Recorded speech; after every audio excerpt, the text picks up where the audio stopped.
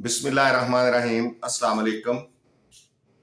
आज के लेसन में हम पढ़ेंगे यूज ऑफ सिंथेटिक डिवीजन।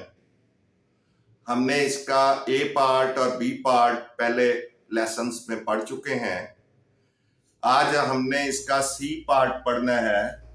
तो सी पार्ट में find the value of unknown या knowns if factors of a polynomial are given. यानी अगर हमें पॉलिनोमियल के फैक्टर्स दिए हुए हों। ए में था कि हमने किसी पॉलिनोमियल को एक लीनियर पॉलिनोमियल से डिवाइड करना है। बी में था कि हमने एक पॉलिनोमियल की सिंथेटिक डिवीजन करनी है अगर हमें उसके जीरोस दिए हुए हों।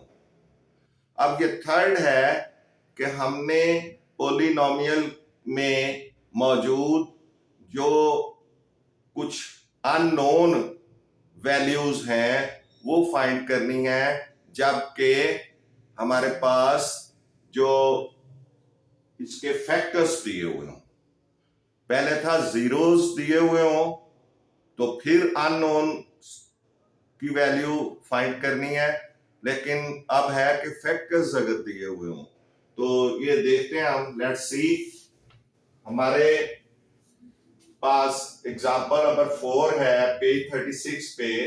Using synthetic division find the value of L and M if x minus 1 and x plus 1 are the factors of the polynomial px is equal to x3 plus 3 lx square plus mx minus 1। तो ये एक example है, solve example. इसको हमने पहले देखना है कि कैसे ये सॉल्व होगी और हमें एल और एम की वैल्यू फाइंड आउट होगी। Solution.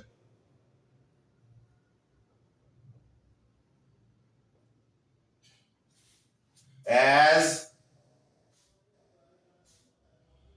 x minus 1 and x plus 1 are the factors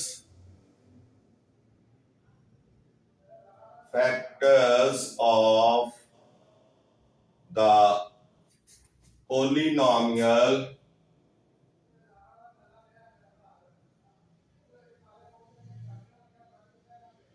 p into x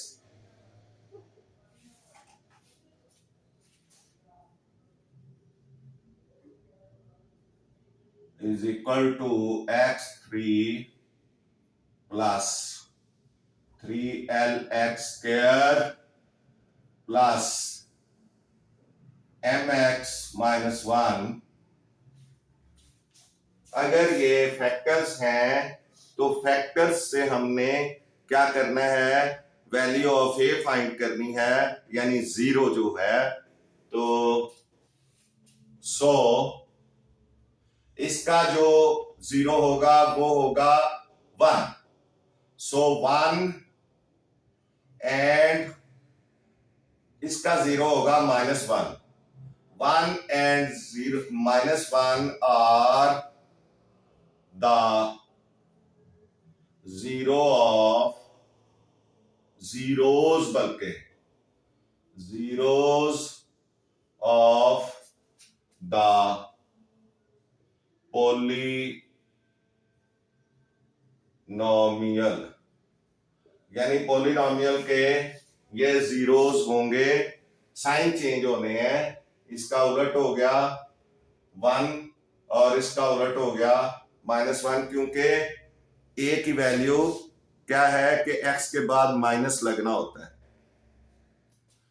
ये। उसके बाद और ये हम करके आए हैं कि कैसे ये इसको किया जाता है लास्ट लेसन्स में।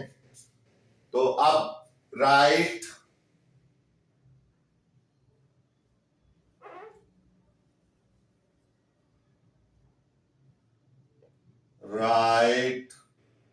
द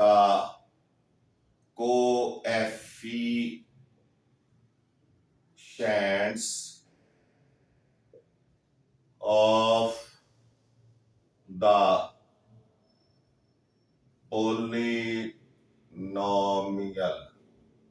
पोलिनोमियल के जो है वो कोएफिशिएंट्स लिखें।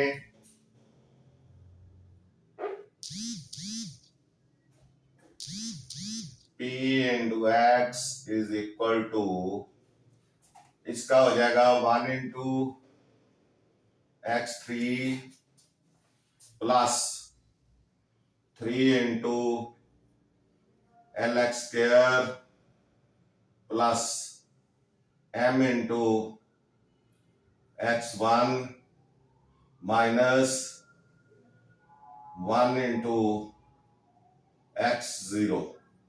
ये देखें सारी x की वैल्यूज आ गई, 3b 2b 1b और 0b, एंड वाली 0 होती है। तो इसके बाद आपने क्या करना है कि राइट द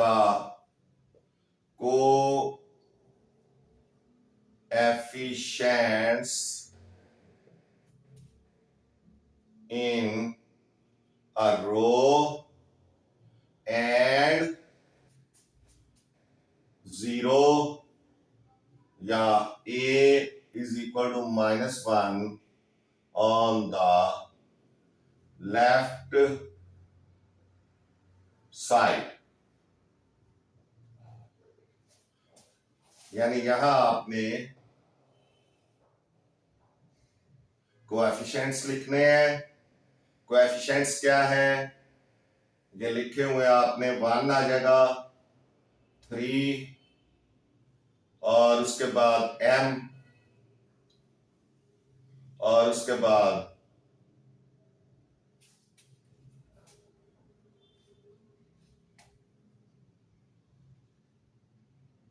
पहले l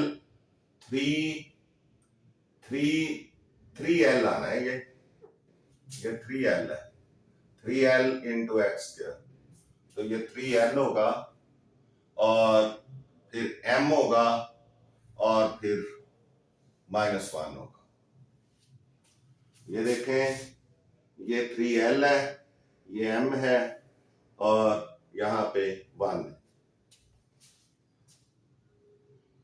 थोड़ा सा इसको और नीचे ले आए ताकि स्पेस बन जाए।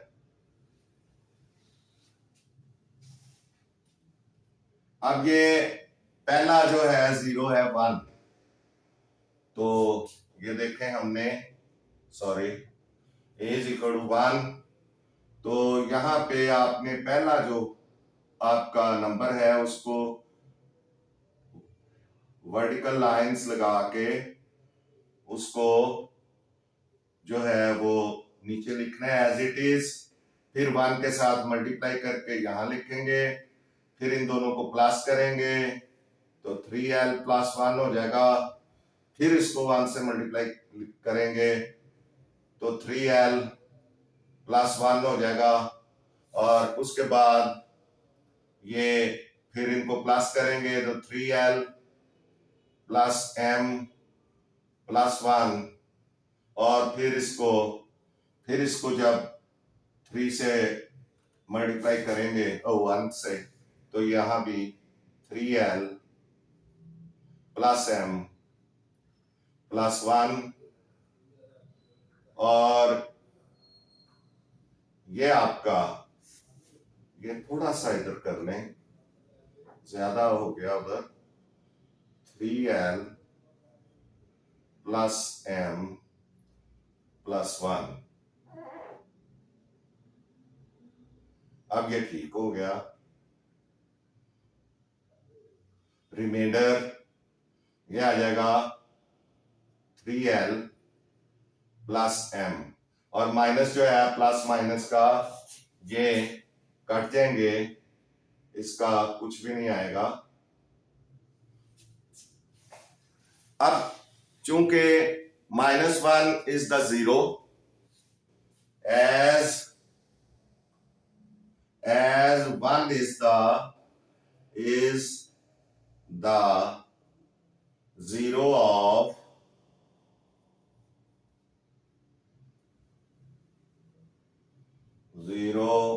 of the polynomial,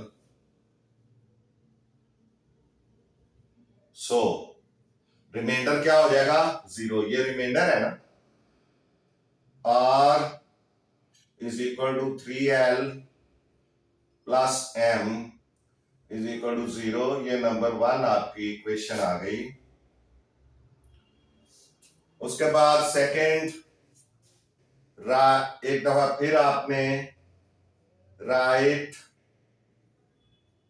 the coefficients, या इसको दूसरी साइड पे कर लें, इधर कर लें, राइट द कोएफिशिएंट्स। हालांकि हम इसको इतनी दफा कर चुके हैं, आपको कुछ चीजें अंडरस्टूड होनी चाहिए, लेकिन मैं फिर भी हर स्टेप लिखता हूं ताकि आपको कहीं कंफ्यूजन ना हो। तो write the coefficients in a row and a is equal to -1 on the left side,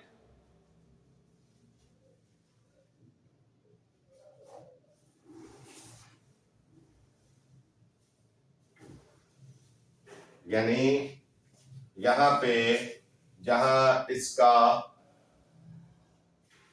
1x+1 है, ये क्या होगा, ये देखें, ये दूसरा जो कोएफिशिएंट है, वो दूसरा जो a की वैल्यू है a इज इक्वल टू -1 है, तो आपने यहां a इज इक्वल टू -1 लगाना है। पहले इन अ रो आपने इसके जो कोएफिशिएंट्स हैं वो लिखने हैं। ये 1 आ गया, ये 3l आ गया, उसके बाद m आ गया, और उसके बाद -1 आ गया।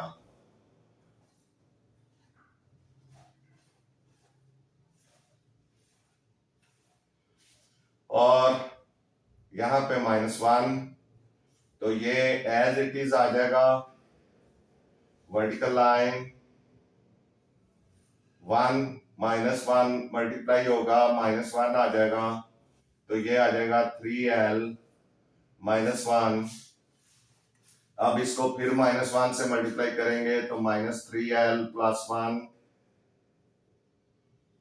और इसको प्लस करेंगे तो ये हो जाएगा -3l + m + 1, और फिर जब इसको फिर -1 से मल्टीप्लाई करेंगे तो ये हो जाएगा 3l प्लस का -m और -1, क्योंकि ये माइनस जो है वो इसके साइन चेंज कर देगा। तो अब ये आपका ये रिमाइंडर है, इसको थोड़ा सा इधर लिख लें, -3l + m + 1, ताकि ये सीधी लाइन आ सके। तो अब ये हो जाएगा 3l -m -2, ये -1 और -1 -2 हो जाएगा, as -1 is the zero of polynomial, so क्या हो जाएगा, रिमाइंडर जो है r is equal to 3l -m -2 is equal to 0 आ जाएगा। ये आपकी इक्वेशन जो है वो 2 आ गई। इसको बना लें आप इक्वेशन 2। वैसे आप अब क्या करें, यहाँ माइनस का m है, प्लस का m है, यहाँ माइनस का m है, इनको ऐड करते हैं ताकि m कट जाए। तो बाय एडिंग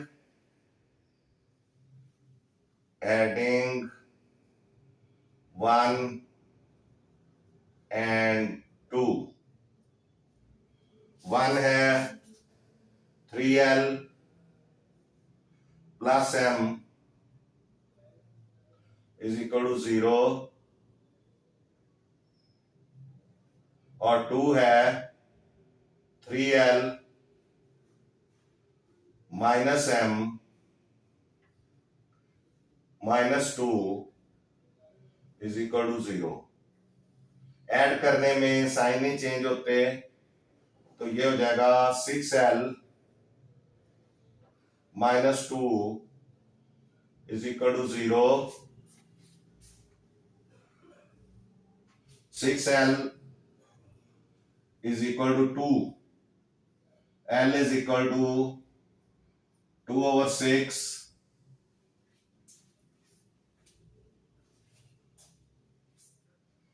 तो ये 1/3 आ गया। l is equal to 1/3 by putting the value of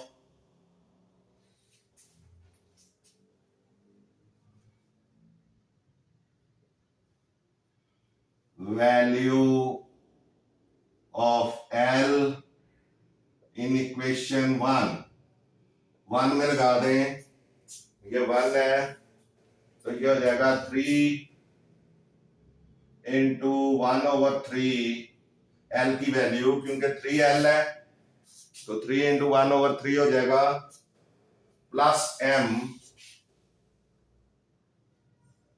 is equal to 0। 3 से कट गया, 1 plus m is equal to 0, m is equal to -1, so L is equal to 1/3 and m is equal to -1। These are the values जो unknown थी और वो पता चल गई आपको, वो नोन हो गई। तो इस तरह से आपका ये एग्जाम्पल जो है वो कंप्लीट हो गई है और आपका लेसन भी खत्म होता है। आपसे गुजारिश है कि मैथ्स टीचर मियां असगर चैनल को सब्सक्राइब करें, वीडियोस को लाइक एंड शेयर करें। आपका बहुत बहुत शुक्रिया। मिलते हैं नेक्स्ट लेसन में। अल्लाह हाफिज।